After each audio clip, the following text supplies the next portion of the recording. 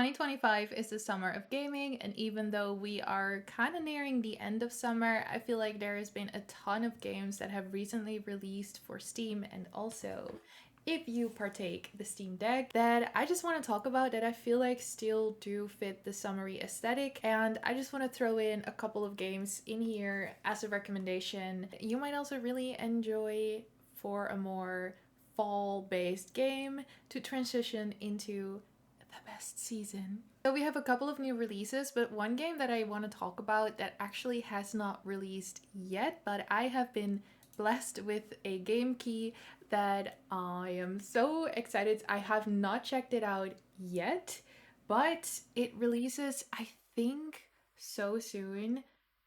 Oh my god, wait. It actually releases today, the day that I'm filming this, but it will have released by the time you're watching this video, so that's perfect. It's Tiny Bookshop. Like I said, I have not been able to play it yet, but I'm very excited to hopefully dive into it tonight and check it out. I love reading, I love cozy games, so this feels like the perfect game to me. So in Tiny Bookshop, you can leave everything behind and open a tiny bookshop by the sea in this cozy narrative management game. Stock your tiny bookshop with different books and items, set up shop in scenic locations, and run your cozy secondhand bookshop while getting to know the locals.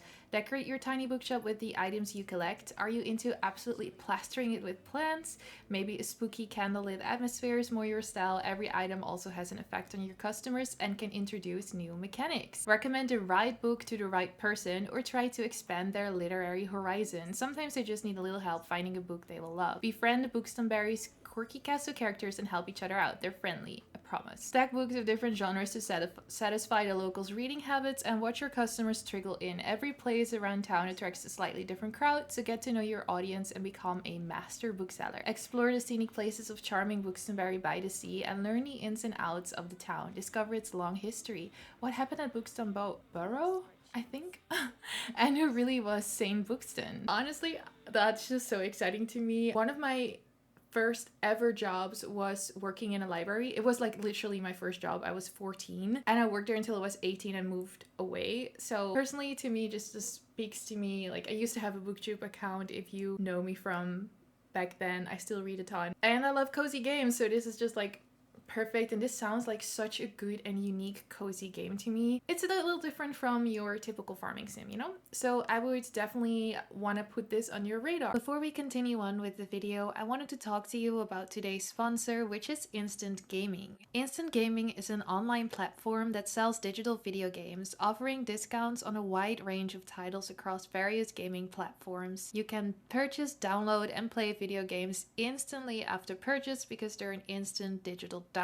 You buy it and you play it. Instant Gaming is reliable and safe with over 750,000 positive reviews on Trustpilot and 24/7 human support available for customers. There's lots of cozy and wholesome games on sale on Instant Gaming as well. Instant Gaming is not a marketplace and doesn't allow third-party selling products. All the keys come from original and trusted sources. I have an affiliate link with Instant Gaming as well. If you use my link, you'll immediately be taken to the store and you can purchase any of the games on discount. And there's also a giveaway going on, which I will also link in my description box down below. So thank you so much Instant Gaming for sponsoring today's video. Next up, I want to talk about Hotel Galactic. This recently released, and if you don't know, I do have an entire video dedicated to trying out the demo. I'm not sure if the demo is still up. It probably is, so you can try that out for yourself if you want to. But I've also recently played Hotel Galactic, like the full release game,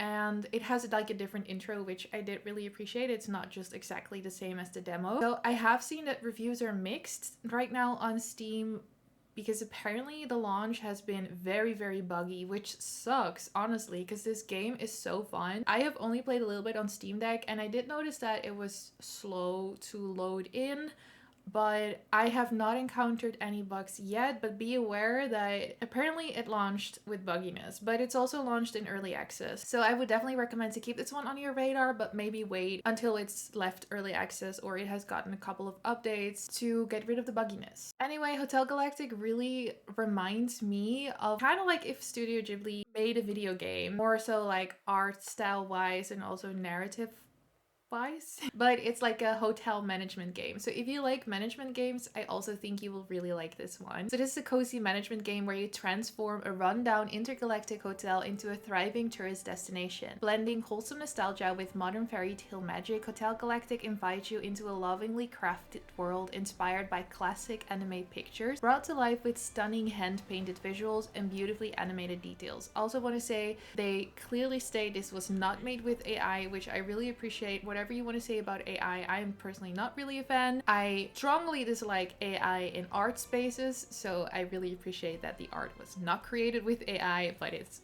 also a lot of it is hand painted, which is amazing. Whether you're in for uncovering heartfelt stories or diving into its rich sandbox gameplay, Hotel Galactic offers a magical journey that continues to grow long after the tale is told. You're guided by the ghostly presence of Grandpa Gustav. You'll uncover the mysteries of his tragic past and help him find peace. Torn between a love he once lost and a burning desire for vengeance, Gustav's story intertwines with your journey to rebuild the hotel into a thriving colony. But as you grow, the powerful Galactic Peace Corps watches your every move, ready to respond to your business practices and the choices you make. So what I really liked about especially playing the demo, because I played like for 3 hours, hints at the story and the possibility of the full story, but you also have the cute cozy management, and I really like the art style for this one. I love the little like aliens that you work with and that you have to provide for.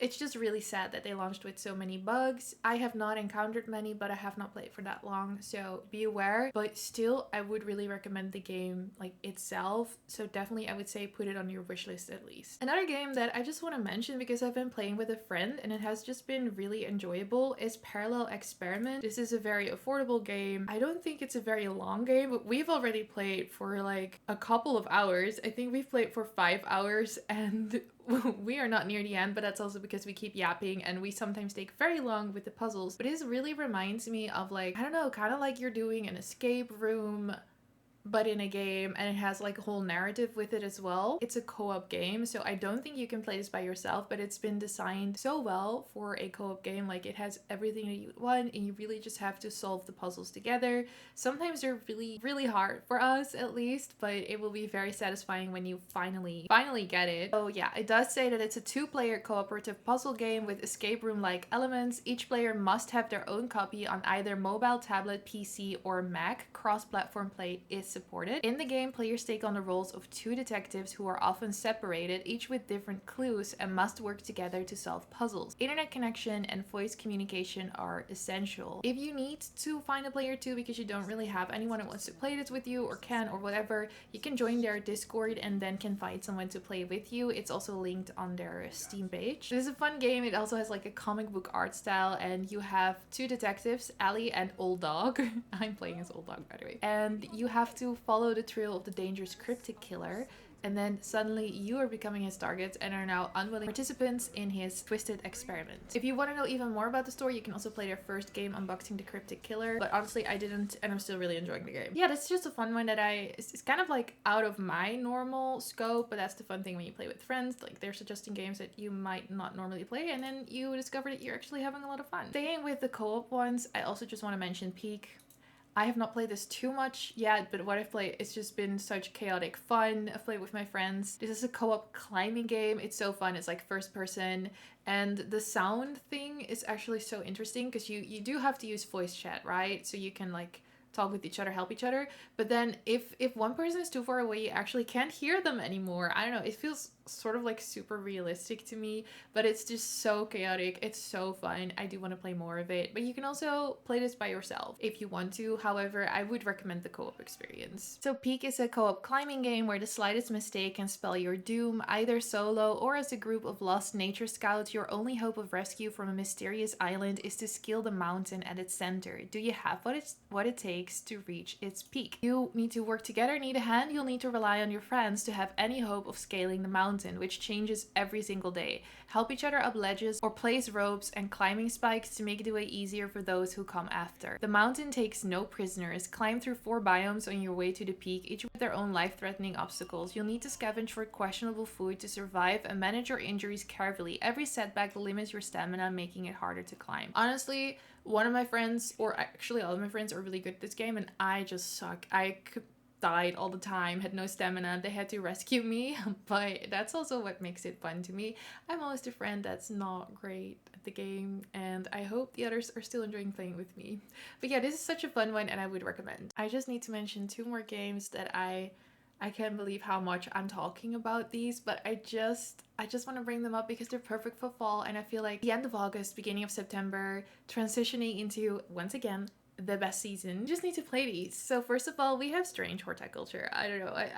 I feel like I talk about this game every single video. I'm sorry. It just, look at my t-shirt. I mean, it just fits the like witchy, spooky aesthetic so much. So this is an occult puzzle game about collecting and cataloging powerful plants. You need to find and identify new plants, pet your cat, speak to a coven, or join a cult. Use your growing collection to influence the story and unravel Undermere's dark mysteries. So, welcome to Undermere, a quaint town surrounded by hag-infested forests and rugged mountains. You are the horticulturist, owner of local plant store Strange Horticulture. As a cast of colorful customers comes by your shop, you are quickly thrust into an occult mystery stretching back hundreds of years.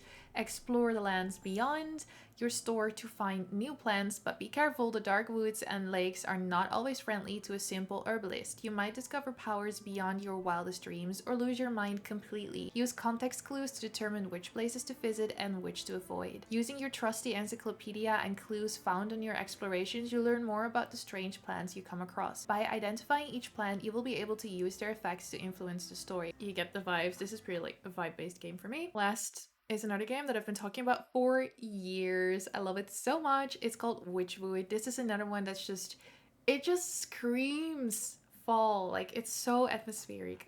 It's so great. And it's always like on sale for a couple of euros. So watch for another sale if you don't own this one already. So Wytchwood is a crafting adventure game set in an expressive land of gothic fables and fairy tales. As the mysterious old witch of the wood, you will explore a strange countryside, collect magical ingredients, brew sorcerous enchantments, and pass your twisted judgment upon a capricious cast of characters and creatures. After all, how will they ever learn if you don't teach them the moral of the story? This has a lovingly rendered storybook art style. You can gather, collect, grow, and craft bizarre ingredients, toxic toadstools, eye of newt, and bottled fear. Research and concoct devious spells and sorceries, turn the greedy into frogs, trick the wicked with cunning curses, and use your wit and guile to solve puzzles and best the strange monsters of the forest. So that is just quickly some of the games that I would just recommend right now, new games. Some of the games I still have yet to try out myself, I just want to put on your radar as well. You might notice that I haven't put Tales of the Shire on this. That's because they didn't want to give me a review key, they told me. And I was considering buying it myself, but I really want to know you guys' opinion on Tales of the Shire because I have heard not the best things. I think a lot of people had high expectations, me included. Apparently it does feel a little bit, I don't know, empty maybe? Looking at the reviews on Steam, honestly, I see it as like mostly positive. I think it's just like you have to take it a little easy. I might still buy it and see what it's all about, but I was honestly taken aback a little by the reviews I saw, mainly like online on TikTok and stuff. Let me know if you guys have played this, what you think of it, and if it's overwhelmingly positive in my comments, I might still check it out. But yeah, that's it for all of the games that are on my radar right now. Oh, you know what? No, it's too late now. I did also want to mention Fields of Mistria, actually, just because it got a new update recently, and it's another big one with like new updates to romance and whatever. I have yet to check it out though. It's always my issue with like early access games where I'm like, I kind of want to wait until most of the updates are done before I start a new save file. Anyway, that's also one that might, you know, you might want to get on your radar now that it has gotten another update. But yeah, that's it. I'm done yapping now. Thank you so much for watching this video, and I will see you in the next one. Bye bye.